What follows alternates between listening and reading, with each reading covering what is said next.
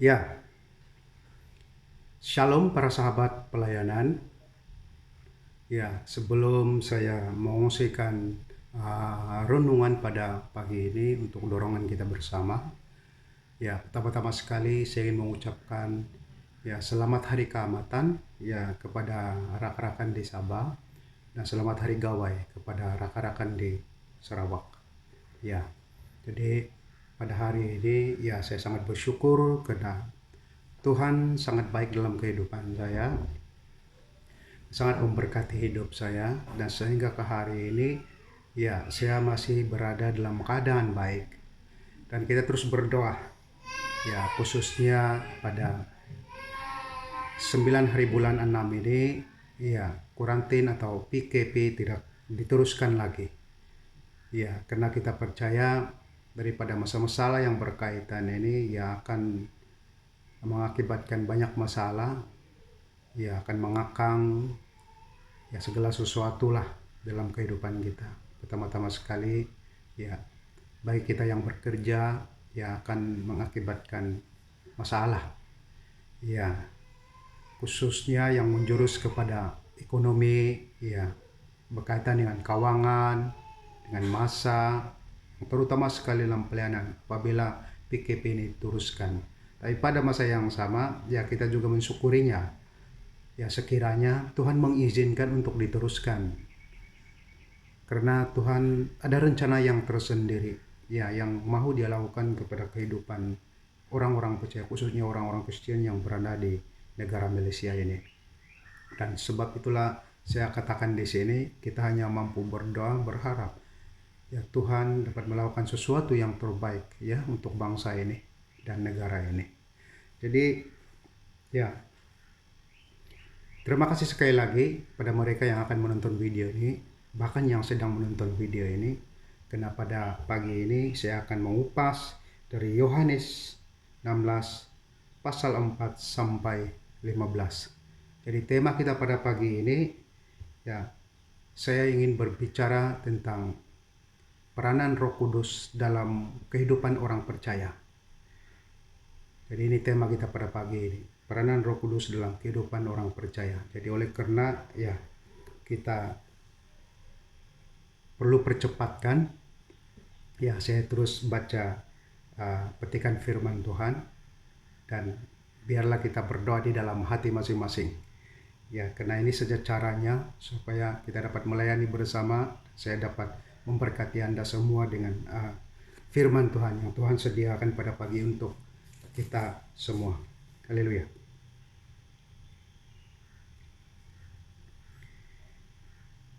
Hal ini tidak kukatakan kepadamu dari mula, karena selama ini aku masih bersama-sama dengan kamu. Tapi sekarang aku pergi kepada Dia yang telah mengutus aku, dan tidak seorang pun di antara kamu yang bertanya kepadaku, kemana engkau pergi? Tapi karena aku mengatakan hal ini kepadamu, sebab itu hatimu berduka cita. Namun benar kukatakan ini kepadamu adalah lebih berguna bagi kamu jika aku pergi. Sebab jika aku tidak pergi, penghibur itu tidak akan datang kepadamu. Tapi jika aku pergi, aku akan mengutus Dia kepadamu. Dan kalau Ia datang, Ia akan menginsafkan dunia akan dosa,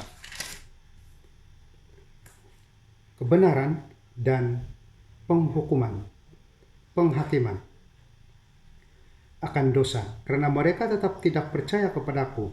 Aku akan kebenaran, karena aku pergi kepada Bapa dan kamu tidak melihat aku lagi. Aku akan penghakiman, karena penguasa dunia ini telah dihukum. Masih banyak hal yang harus kukatakan kepadamu, tetapi sekarang kamu belum dapat menanggungnya. Tetapi apabila Ia datang, yaitu Roh Kudus atau Roh kebenaran, Ia memimpin kamu ke dalam seluruh kebenaran, sebab Ia tidak akan berkata-kata dari diriku sendiri, tetapi segala sesuatu yang didengarnya itulah yang akan dikatakannya, dan Ia akan memberitakan kepadamu hal-hal yang akan datang. Ia akan memuliakan aku, sebab Ia akan memberitakan kepadamu apa yang diterimanya daripadaku. Ia sesuatu yang Bapa punya adalah aku punya. Sebab itu aku berkata, ia akan memberitakan kepadamu apa yang diterimanya daripadaku. Haleluya. Nah, saudara yang saya kasih dalam Tuhan, yang pertama-tama sekali kita harus memahami ya konteks firman Tuhan inilah. Salah satu daripadanya ya siapakah yang telah menulis firman Tuhan ini. Jadi saya difahamkan bahwa ini Yohanes adalah salah satu daripada murid Tuhan Yesus ya yang telah menulis Injil yang keempat ini sebelum masuk kepada Kisah Para Rasul. Dan saya difahamkan juga, saya minta maaf kalau saya silap di sini. Ya, Yohanes ini juga merupakan ya orang yang telah dibuang oleh kerajaan Romawi di zamannya ke Pulau Patmos dan juga yang telah menulis ya kitab Wahyu. Ya. Jadi Yohanes ini merupakan salah satu daripada murid Tuhan Yesus yang dekat dengan Yesus. Ya, dekat dengan Yesus, dan boleh dikatakan Yohanes ini telah menulis dengan detailnya perjanjian di dalam perjanjian baru tentang Yesus, ya, tentang kelahirannya. Dan saya percaya Yohanes ini adalah orang yang dekat dengan Yesus dan tahu tentang segala-galanya tentang Yesus. Dan sebab itulah Roh Kudus berbicara kepadanya dengan sedemikian rupa sehingga kan ya saya difahamkan juga bahwa di zaman itu banyaknya orang-orang Yahudi yang memperhatikan Injil ini. Ya, karena mungkin dari segi penulisannya dan mungkin dari segi maksudnya yang mudah difahami, ataupun kemungkinan Yohanes ini dia memiliki ya kriteria yang ya disenangi oleh orang-orang Yahudi di zamannya. Ya, dan sebab itulah Yohanes telah menulis kitab ini dan dia memberitahu kepada orang-orang Yahudi, bahkan orang-orang Romawi di zamannya. Dan sebab itulah pekerjaan Roh Kudus ini sangat penting bagi para rasul. Nah, mari kita lihat firman Tuhan ini. Apakah yang dikatakan oleh Yohanes di sini? Ya, dia bukan Yohanes Pembaptis. Ya, ini adalah rasul Tuhan Yesus yang bernama Yohanes. Haleluya. Oke. Namun benar yang kukatakan ini kepadamu adalah lebih berguna bagi kamu jika aku pergi. Sebab jikalau aku tidak pergi, penghibur tidak akan datang kepadamu. Tetapi jikalau aku pergi, ia akan mengutus dia kepadamu. Nah, ini banyak menjadi persoalan kepada ya para pengkaji Alkitab, para teolog-teolog, ya cendekiawan, ya karena seolah-olah Roh Kudus itu belum wujud selama berabad lamanya, baik dalam perjanjian lama maupun dalam perjanjian baru sebelum kedatangan Tuhan Yesus. Nah, saya ingin memberitahu pandangan pribadi saya. Ya, sebenarnya Roh Kudus itu sudah wujud. Ya, dia sudah ada dalam perjanjian baru, dia sudah ada di zaman Musa. Ya, dan saya percaya juga 10 tulah yang dilakukan oleh Musa itu merupakan pekerjaan Roh Kudus. Ya, atau dalam arti kata lainnya adalah pekerjaan Roh Tuhan, atau Tuhan itu sendiri yang melakukannya. Ya, sebab bukan semua gereja memahami tentang Tritunggal ini, tentang peranan-peranan Roh Kudus ini dan cara-cara Tuhan bekerja. Ya, apatah lagi yang bersifat agamawi. Bukan semua dapat menerima Roh Kudus ini, apatah lagi menerima Yesus ya sebagai Tuhan yang dipercaya oleh orang Kristen. Ya, dan banyak juga ya di antara agama yang hanya percaya kepada Tuhan saja, yaitu Allah Bapa, tapi tidak percaya kepada Anak. Nah, ada pula gerejawi di zaman ini ya kurangnya fokus kepada Yesus, tapi lebih fokus kepada Ibu Yesus. Ya, dan Ibu Yesus kelihatannya lebih besar daripada Anak. Nah, ada gerejawi di zaman ini seperti itu. Nah, dan banyaklah pengajaran-pengajaran ya tentang menyangkalnya ketuhanan Yesus dan sebagainya. Jadi saya tidak mau bercerita tentang hal ini, saya lebih kepada pekerjaan Roh Kudus itu kepada kehidupan orang-orang percaya. Ya, baik di zaman Kisah Para Rasul, di zaman Yesus, ataupun sebelum Yesus datang ke dalam dunia ini, dan sehingga ke hari ini. Jadi kita mengupas dahulu apa yang dikatakan oleh Yohanes di sini tentang peranan Roh Kudus. Ya, setelah Yesus pergi. Ya, jadi sebenarnya kan di zaman Yesus, ya, masa Yesus melakukan mujizat-mujizat itu, Roh Kudus sudah sedang bekerja. Karena kelihatannya di mujizat-mujizat itu. Jadi kita harus paham di sini. Roh Kudus itu mengerjakan supernatural, mengerjakan keajaiban. Sesuatu yang tidak difahami oleh manusia, tidak dipikir oleh manusia. Ia akan terjadi. Seperti kesembuhan, seperti Yesus menundukkan danau yang sedang bergelora, ya, yang sedang dilanda badai, atau angin ribut, taufan dan sebagainya. Ya, jadi ini semua apabila berlaku sesuatu supernatural yang di luar pemikiran manusia dan ia terjadi satu keajaiban. Ya, di masa itu merupakan satu pekerjaan Roh Kudus. Dan pekerjaan Roh Kudus ini ya banyaknya yang dilakukan oleh Tuhan Yesus.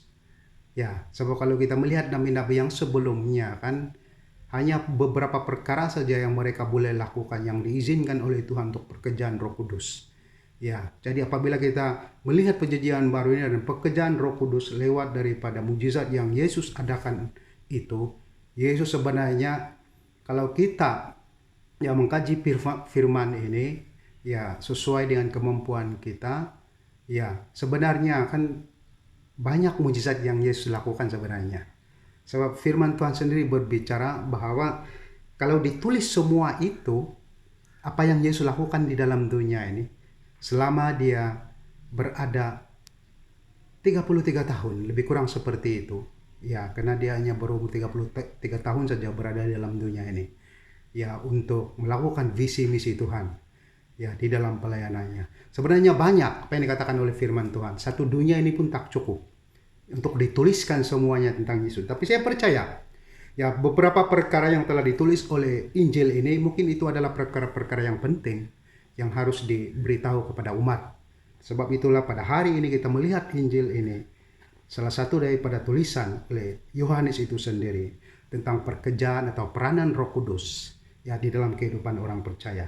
Nah, saya masuk kepada ya topik kita di sini. Kenapa Yesus mengatakan ya Roh Kudus itu tidak datang kalau aku tak pergi? Bukan berarti Roh Kudus itu tidak ada. Roh Kudus itu sudah ada dan sedang bekerja dalam kehidupan manusia. Yesus memberitahu ini supaya difahami oleh murid-muridnya. Sebab di zaman itu kita percaya juga ya setiap pemikiran itu ada kasta dia. Ya, ada karunia, ada tingkat karunia pemahaman. Dan sedangkan Yesus sendiri bukan semua murid dia tahu siapa dia. Ya, mungkin ada di antaranya beranggapan dia nabi biasa dan sebagainya. Dan hanya beberapa orang ya yang dekat dengan Yesus, ya seperti mana Petrus yang dekat dengan Yesus. Dan di terakhir sekali Yesus menguji dia dan bertanya kepada dia, siapakah aku ini? Dan salah satu daripada muridnya mengenal, engkau adalah anak Allah yang maha tinggi. Dia cakap. Dan kita percaya ada beberapa orang juga yang memiliki roh, kefahaman, pernyataan-pernyataan Roh Kudus. Seperti Petrus ini. Sebab apa yang Yesus katakan kepada Petrus, itu bukan pernyataanmu sendiri. Tapi itu pernyataan daripada Bapakku yang di surga kepadamu, supaya engkau memahami aku. Nah, yang dibicarakannya itu pun salah satu daripada pekerjaan Roh Kudus. Setiap manusia di dalam dunia ini kalau tiada Roh Kudus dalam kehidupan kita, dalam pikiran kita tidak akan memahami Alkitab ini. Bahkan kita tidak memahami peranan Roh Kudus itu sendiri. Walaupun Roh Kudus itu bekerja dalam kehidupan kita setiap hari, setiap waktu. Nah, ini yang dikatakan oleh Yesus, dia memberi kefahaman kepada mereka. Kalau aku pergi, Roh Kudus itu akan datang. Dan kita harus paham juga, yang berbicara ini adalah Tuhan yang telah menjadi manusia. Yang dibicarakannya itu adalah Roh-Nya sendiri, yaitu Roh Kudus. Jadi yang berbicara ini yang Tuhan yang telah jadi manusia yang berbicara ini tentang rohnya. Yang perginya adalah tubuhnya ke surga. Tubuhnya ke surga. Tubuh manusianya akan dipermuliakan yang duduk di sebelah kanan Allah Bapa. Jadi saya tak boleh menggambarkan di sini Allah Bapa itu bagaimana. Ya, namun yang pasti kita percaya tentang firman Tuhan ini. Ya, kita tak perlu pikir sesuatu yang jauh daripada kemampuan kita, jauh daripada ya karunia kita. Ya, sebab itu hak Tuhan dan hak kita dengan Tuhan. Ya, orang korek macam manapun kita ikut Alkitab. Kita ikut kemampuan kita untuk menafsirkan. Tuhan itu terlalu dalam. Sebab kalau ia boleh ditafsirkan, boleh difahami, ya seperti agama-agama lain, ya Tuhan itu ada 20 sifat, Tuhan ini begini begitu. Nah, berarti itu bukan Tuhan, sebab boleh difahami. Ya, boleh digambarkan seperti patung dan sebagainya, itu boleh difahami. Nah, itu bukan Tuhan. Tuhan yang telah mencipta manusia ini tidak difahami oleh manusia. Ya, dan sebab itulah kalau kita melihat pekerjaan Roh Kudus itu sendiri, ya kadang-kadang dia menyerupai burung semasa Yesus dibaptis. Ya, di zaman Musa ia menyerupai api yang sedang membakar semak duri. Ya, menyerupai taufan dan sebagainya. Sebab dia adalah roh Tuhan yang tidak kelihatan, dia menyerupai apa saja, menggambarkan diri dia dan menunjuk kemahakuasaan dia. Dan itulah sebab kita tidak boleh menggambarkan Tuhan itu dengan satu objek saja dan itu menjadi patokan Tuhan itu seakan-akan seperti ini, ya tidak boleh juga.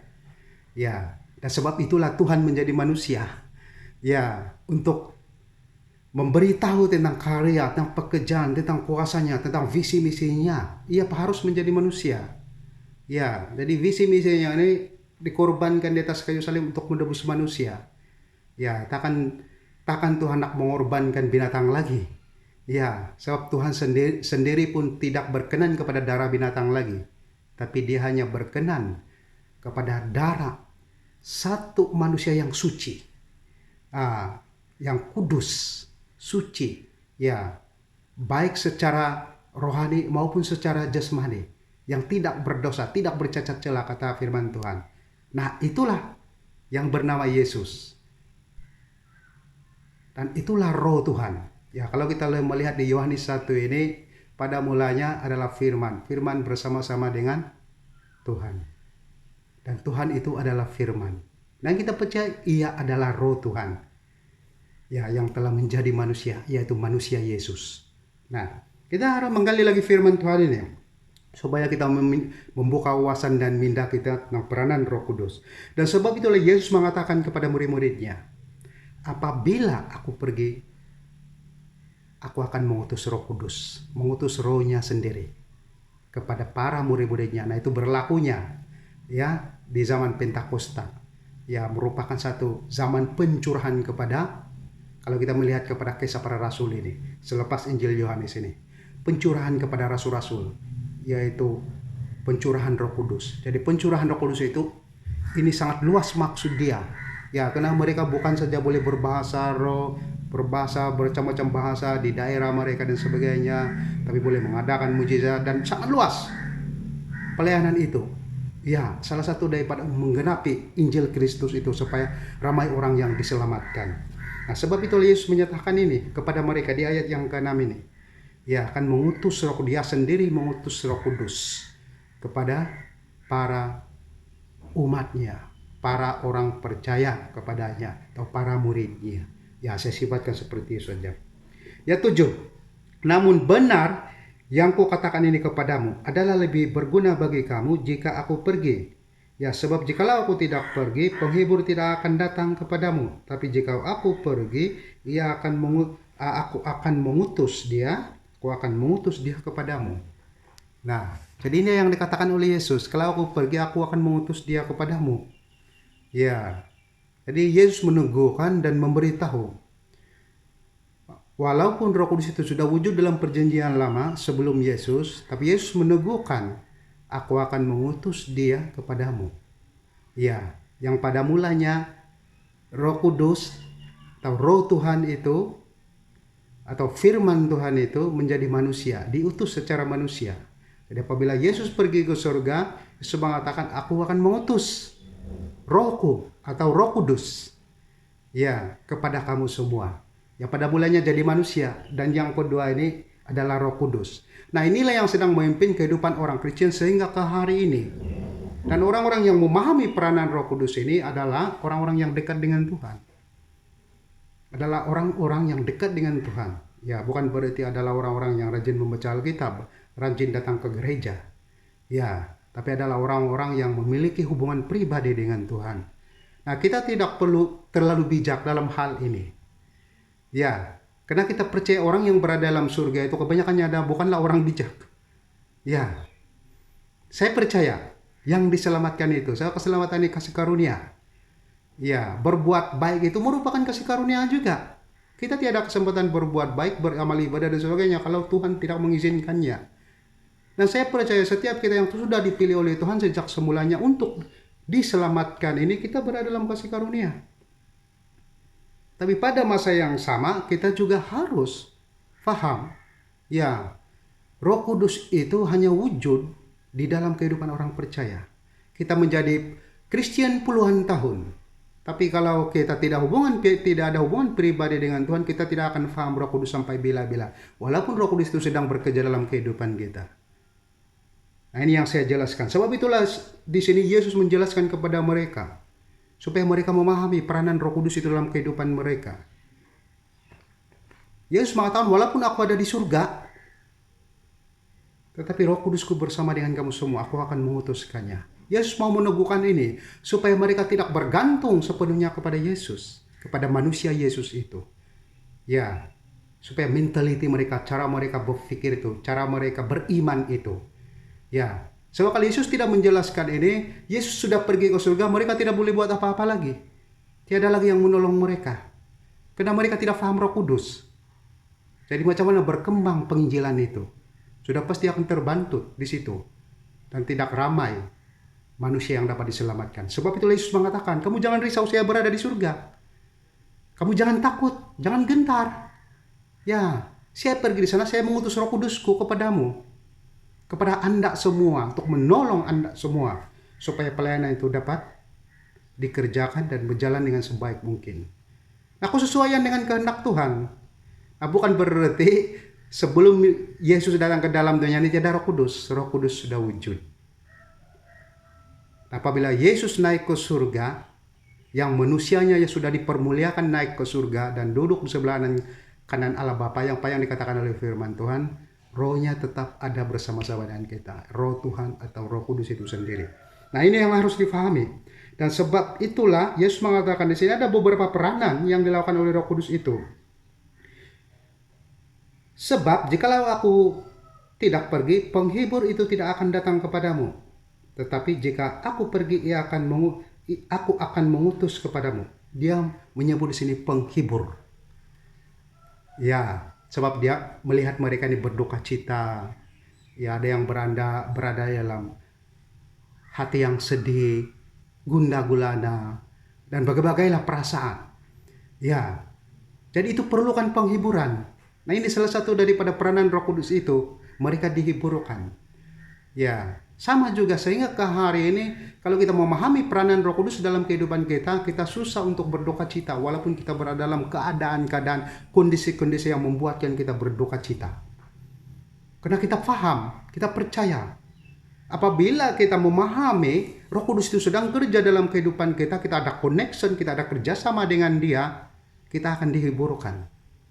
Ya, seperti mana yang 2 bulan yang lepas lebih kurang begitu, adik saya meninggal. Banyak orang menangis.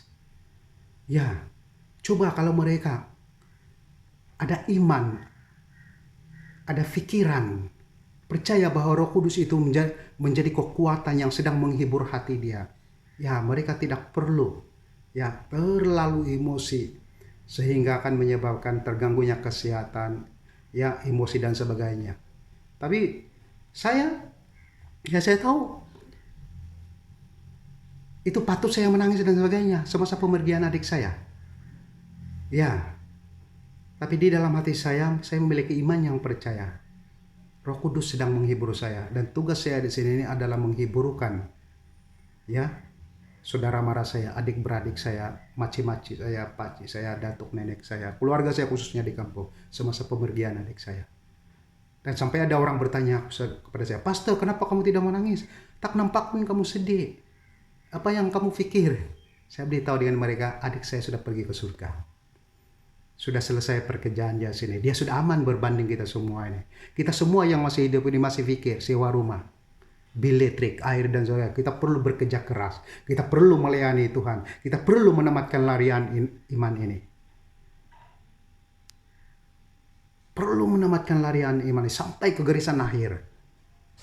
Itulah perjuangan, itulah pelayanan, itulah pekerjaan orang Kristen. Bila kita melakukan ini, itu berarti, itu membuktikan bahwa Roh Kudus itu sedang berbicara, memain peranannya, sedang berbicara, sedang bekerja dalam kehidupan kita sebagai orang percaya. Kalau kita tidak dapat melakukan apa-apa untuk Tuhan, itu berarti Roh Kudus tidak dapat, Roh Kudus tidak ada dalam kehidupan kita.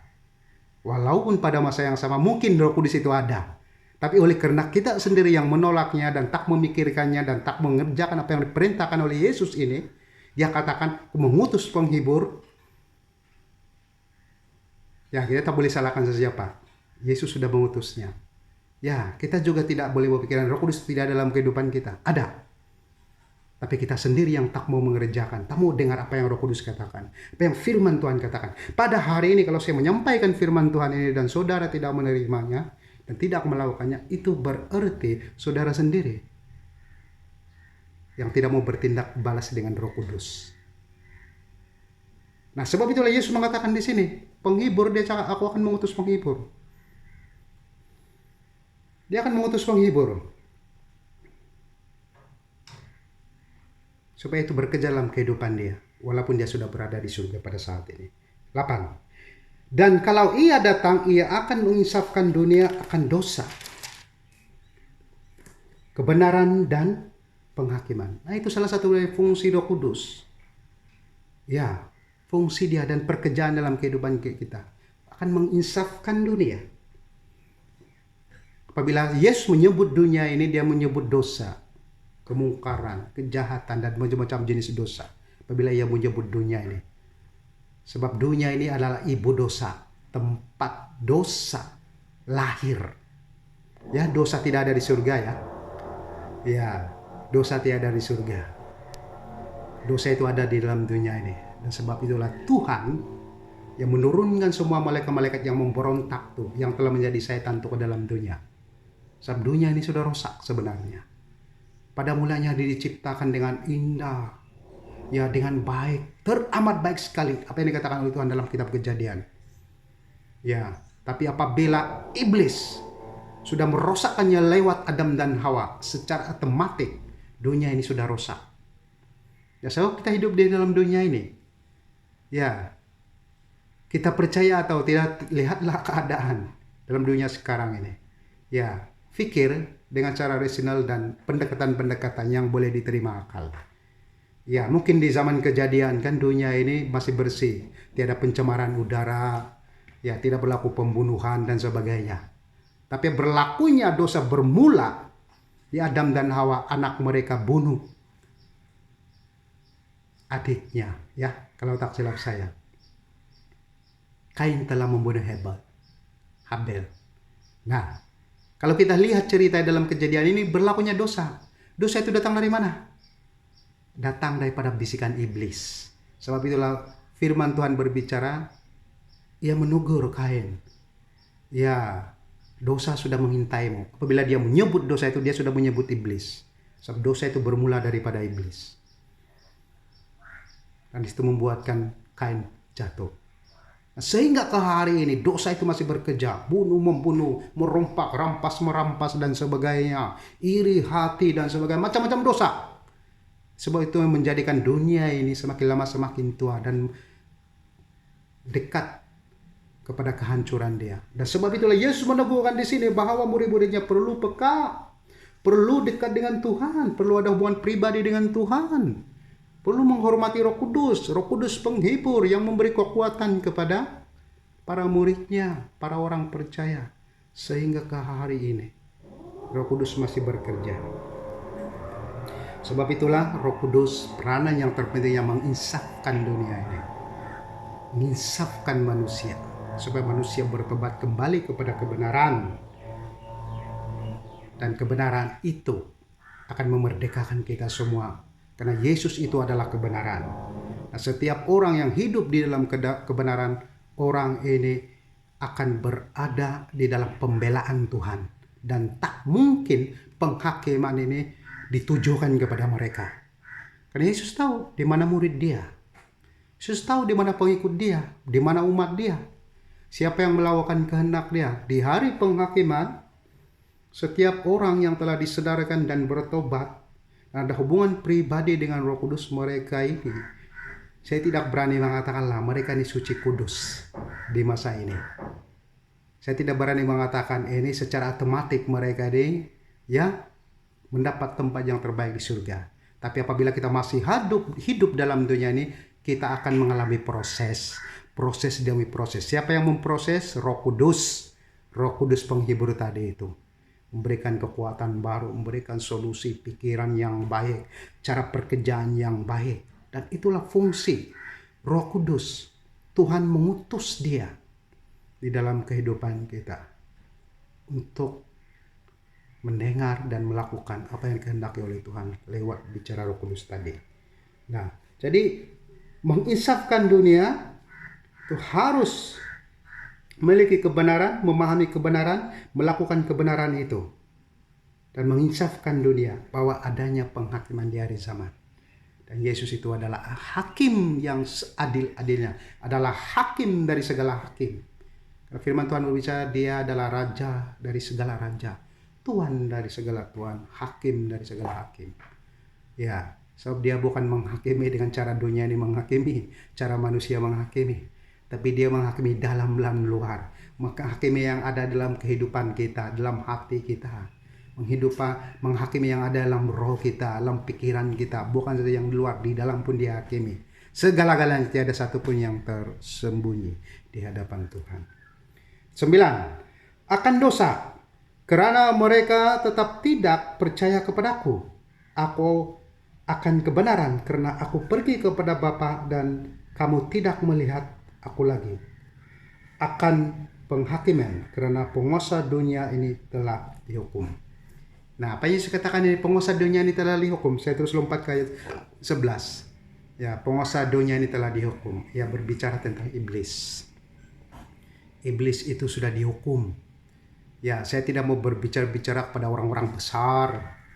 Ya, penguasa-penguasa dunia ini yang kita lihat daripada menteri-menteri besar, orang-orang besar, kenamaan, ya, yang telah melakukan dosa. Tapi saya menjurus kepada secara rohani, khususnya kepada iblis itu. Ya, mereka sudah dihakimi sebenarnya. Mereka sudah kalah di atas kayu salib. Mereka tidak boleh berbuat apa-apa lagi. Ya, sebenarnya. Tapi Yesus datang ke dalam dunia ini dengan satu tujuan. Ya, mencari anak-anak dia. Mencari pengikut dia. Dalam arti kata mencari domba dia. Dia seperti gembala yang mencari domba. Ya, untuk diselamatkan, untuk menuntun mereka. Apa yang dikatakan oleh Mazmur Daud.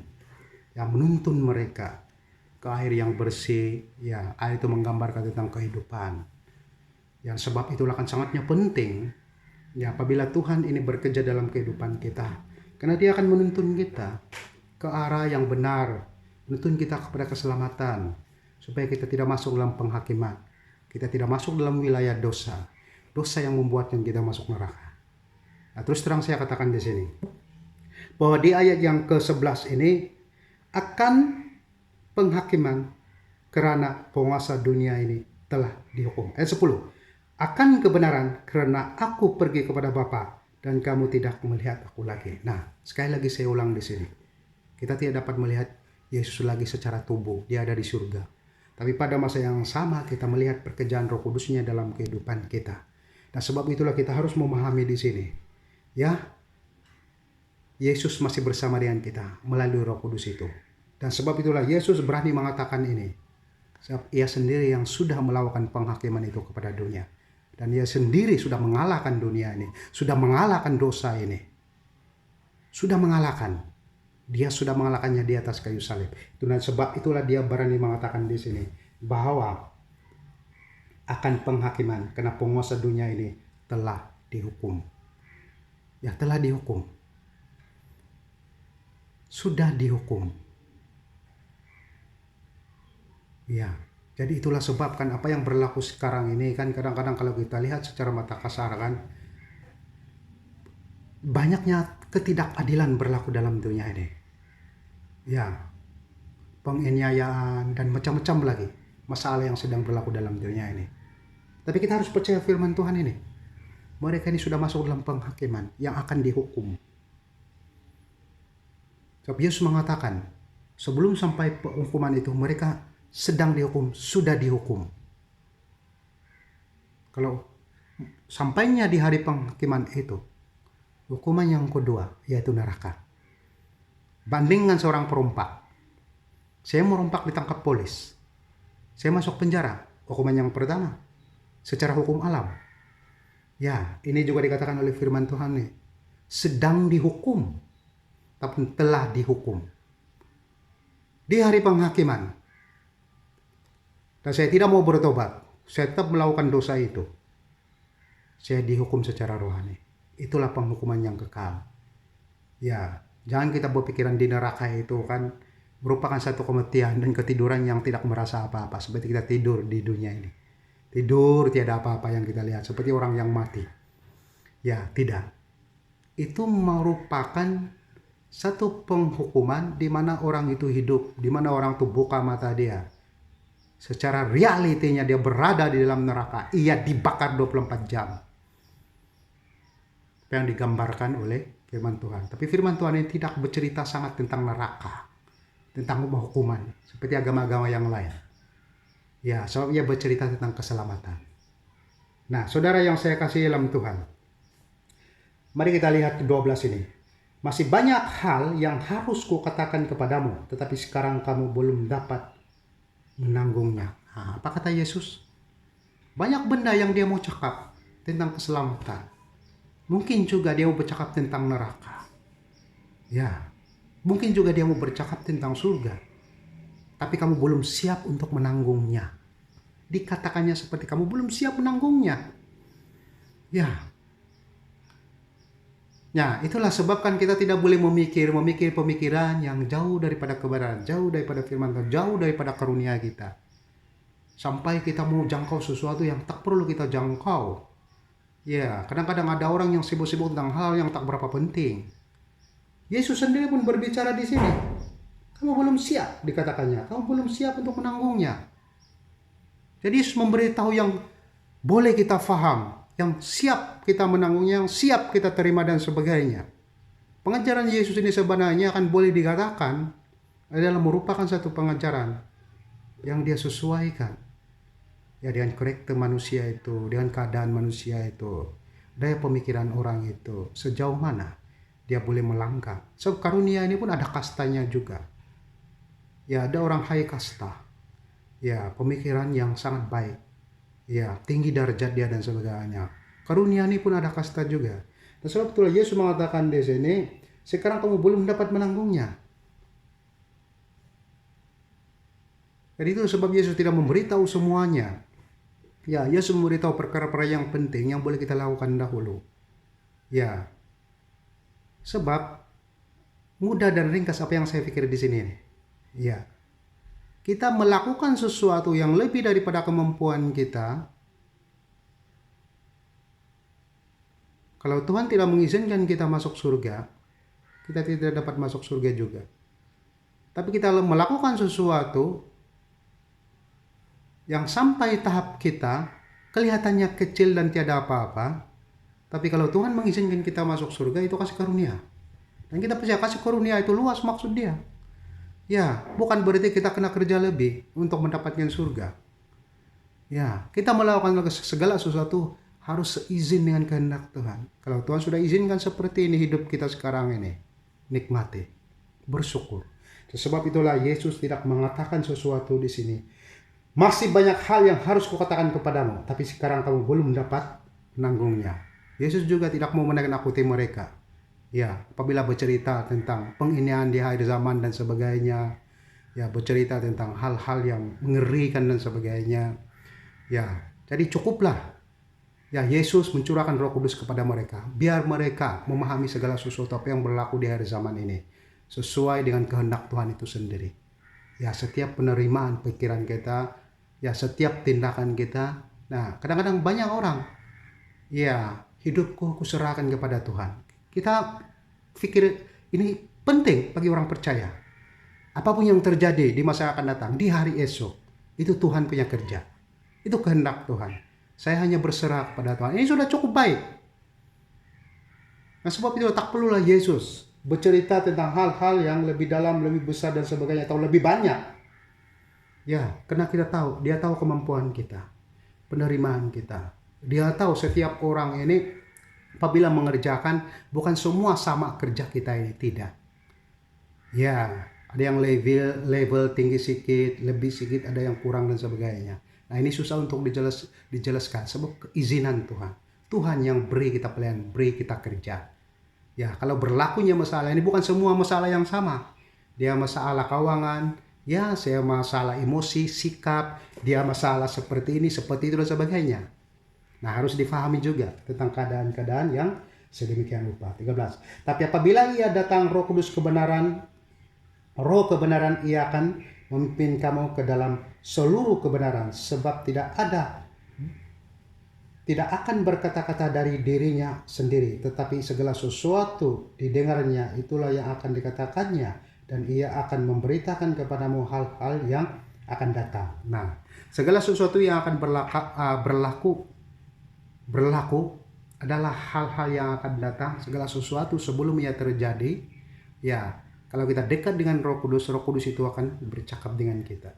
Ya, baik lewat firman Tuhan, ya, baik lewat firman Tuhan, hamba-hamba Tuhan, ya, dan banyak lagi petunjuk. Ya, mungkin melalui alamat mimpi, ya, sebab bukan semua mimpi itu adalah mainan iblis. Ya, tidak ada mimpi yang datang daripada Tuhan juga. Ya, pernyataan, penglihatan dan sebagainya. Karena firman Tuhan juga berbicara tentang perkara-perkara itu. Saya dapat menafikannya atau menolaknya. Karena firman Tuhan juga berbicara seperti itu. Tapi pada masa yang sama bukan semua orang diberikan kasih karunia yang mengalami penglihatan, mimpi dan sebagainya. Karena ini hanya orang-orang yang tertentu saja yang Tuhan sudah pilih. Ya, untuk mengalami ya penglihatan atau pernyataan-pernyataan di akhir zaman ini. Dan sebab itulah apa yang dikatakan oleh Yesus di sini. Yesus tahu, tetapi apabila ia datang Roh kebenaran, yaitu Roh kebenaran, ia akan memimpin kamu ke dalam seluruh kebenaran, sebab ia tidak akan berkata-kata dari dirinya sendiri, tapi segala sesuatu yang didengarnya itu yang akan dikatakannya, dan ia akan memberitakan kepadamu hal-hal yang akan datang. Ia akan memuliakan aku, sebab ia akan memberitakan kepadamu apa yang diterimanya daripada aku. Nah, kita harus paham. Segala sesuatu yang kita dengar daripada Roh Kudus itu, ia datang daripada Tuhan Yesus. Pernyataan Tuhan Yesus kepada Roh Kudus itu. Dan Roh Kudus itu memberitahu kepada kita. Kita harus paham. Yesus ada kaitan di sini, sebab itu adalah rohnya, itu adalah roh Tuhan. Itu juga adalah firman Tuhan yang ada di dalam roh itu. Nah, Tuhan berfirman melalui roh itu kepada setiap orang yang percaya. Dan sebab itulah apa yang dikatakan oleh Yesus, semuanya datang daripadaku. Ya, tiada satu pun yang tak datang daripadanya. Walaupun banyak orang mengatakan, oh ini bukan datang daripada Yesus, ini datang daripada Roh Kudus itu sendiri. Orang tidak tahu itu adalah roh Yesus. Dan ada pula orang berkata, datang daripada roh Bapa. Kita harus tahu, ya, Yesus dan Bapanya adalah sama, adalah satu. Apa yang dikatakan oleh Yesus? Bapa di dalam aku di dalam Bapa. Ya, jadi saya percaya mereka hanya dipisahkan dengan tubuh manusia yang sudah dimuliakan dengan rohnya Tuhan ini. Ya, yang disebut Bapa. Nah, ini bagi pandangan pribadi saya lah. Ya, saya bukan menolak tentang Tritunggal, tetapi ini pandangan pribadi saya. Tuhan itu terlalu dalam. Ya, terlalu dalam. Firman Tuhan berbicara ya setinggi langit, sedalam laut dan sebagainya. tidak dapat dipikir oleh manusia. Tapi pada masa yang sama ini saya berbicara tentang pandangan pribadi saya, ya. Ya, jadi semua orang ada pandangan dia sendiri, ada kasta pemikiran dia sendiri, ya, ada karunia masing-masing tentang menafsirkan tentang perkara ini. Tapi kita berbalik kepada hal yang berkaitan. Nah, sebab itulah apa yang dikatakan oleh Yesus ini, ia akan memuliakan aku sebab ia memberitakan kepadamu apa yang diterimanya daripadaku. Jadi orang yang memiliki Roh Kudus, mengalami Roh Kudus, menerima Roh Kudus, Roh Kudus berbicara dalam hati dia, orang itu memuliakan Yesus. So itu adalah bicara Roh Kudus. Memuliakan Yesus yang berada di surga itu, yang duduk di sebelah kanan Allah Bapa. Jadi kalau Roh Kudus itu dalam kehidupan kita, hidup kita ialah memuliakan Tuhan, memuliakan Yesus. Hidup kita menceritakan tentang Yesus. Hidup kita adalah hidup yang melakukan kehendak Tuhan itu. Apa yang Yesus mulai dalam dunia ini dan Yesus kerjakan itu dikerjakan oleh para umatnya. Dan sebab itulah pentingnya hubungan pribadi dengan Roh Kudus itu sendiri. Supaya hidup kita adalah hidup yang melakukan kehendak Tuhan. Haleluya. Ayat terakhir. Segala sesuatu yang Bapa punya adalah aku punya. Sebab itu aku berkata, ia akan memberitakan kepadamu apa yang diterimanya daripadaku. Nah, itu sebab saya berani mengatakan di sini apa yang dikatakan oleh Yesus. Bapa di dalam aku di dalam Bapa. Sebab apa yang Bapa punya, aku punya. Dia masa dia bercakap itu ya semasa dia jadi manusia. Ya, jadi apabila sudah dimuliakan menjadi manusia yang mulia, yang kudus, yang suci, ya, manusia surgawi yang sedang duduk di surgawi itu berarti mereka sudah menjadi satu. Ya, dan saya tidak menolak firman Tuhan di sini yang bahwa ya, kan firman Tuhan mengatakan Yesus duduk di sebelah kanan Allah Bapa. Ya, sudah pasti. Ya, secara manusia yang mulia, manusia surgawi, ya tetap ya Yesus seperti manusia mulia di surga. Ya, manusia kudus atau manusia surgawi di surga. Ya, dan dalam imajinasi saya ini saya percaya dia masih memiliki tubuh seperti kita. Cuma dia adalah manusia surgawi dan saya adalah manusia duniawi. Nah, dan sebab itulah apa yang dikatakan oleh Yesus di sini, apa yang menjadi milik Bapa dia milik juga. Ya, milik dia juga. Jadi saya percaya mereka memiliki kuasa yang ya sama dan derajat yang sama sebab apa yang Bapa miliki milik dia juga. Ya, dan dalam penafsiran saya dalam hal ini saya percaya kekuasaan juga tidak kurangnya mereka memiliki kekuasaan yang sama. Dan sebab itulah Yesus berani mengatakan ini kepada murid-muridnya. Sebab segala arahan, perintah dan apa saja yang dia melakukan dalam kehidupan orang percaya katanya melalui aku. Ya, dan diberikan kepada Roh Kudus penghibur itu dan Roh Kudus penghibur itu berbicara kepada umatnya. Berbicara kepada umatnya dan itu yang dilakukan oleh umatnya. Apa yang saya jelaskan tadi. Jadi shalom, ya. Kalau kurang atau lebih saya minta maaf, minta ampun. Inilah kemampuan dan karunia yang saya ada untuk menjelaskan tentang firman ini, yaitu peranan Roh Kudus dalam kehidupan orang percaya. Jadi sekali lagi terima kasih karena menonton video ini dan belajar bersama dengan saya, dan saya percaya Roh Kudus tetap memimpin kita untuk sentiasa berpikiran ya rasional, berpikiran rohani dan berpikiran positif dalam hal-hal untuk menerima firman Tuhan, mempertimbangkan di dalam kehendak Tuhan itu sendiri. Jadi saya percaya kita semua sudah diberkati dan kita dapat melakukan yang terbaik bagi Tuhan untuk meneruskan kesinambungan pelayanan kita di dalam dunia ini. Terima kasih sekali lagi. Ya, selamat hari keamatan, selamat hari gawai, dan Tuhan memberkati kalian.